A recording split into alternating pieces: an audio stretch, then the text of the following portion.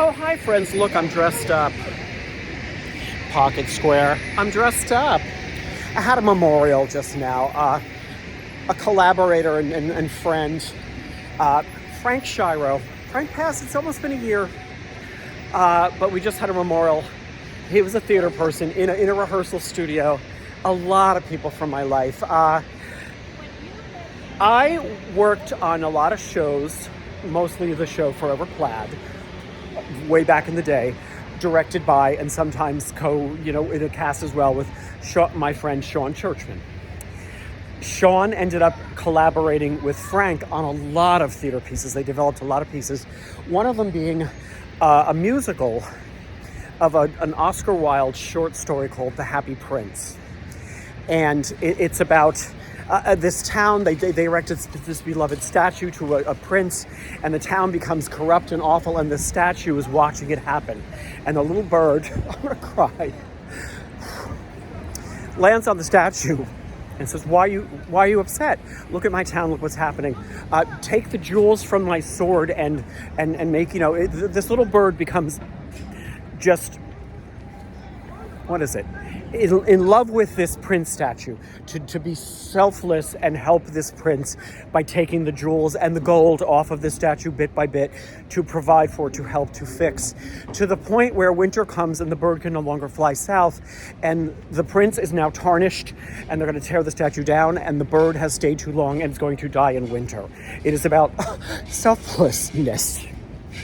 So in this musical, I developed a very small role. My role was to carry a message to other characters as a bird, and I was a stuttering homing pigeon.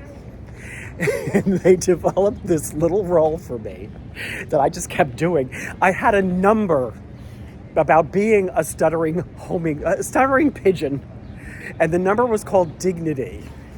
And it had this repeating dignity because I was stuttering. They loved the way I acted like a pigeon. Oh God, we did that thing over and over and over.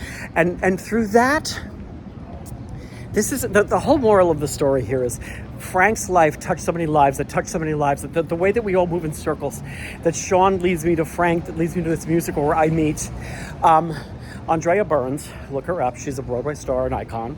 Her husband, Peter Flynn, who's now a big director all over the place. We do the musical together. At one point, she played the bird and he played the prince. Flash forward, I'm dressing Beauty and the Beast on Broadway. Peter comes in as Lumiere. Oh my God, hi, old friend. And I'm dressing Peter. They have their son, Hudson.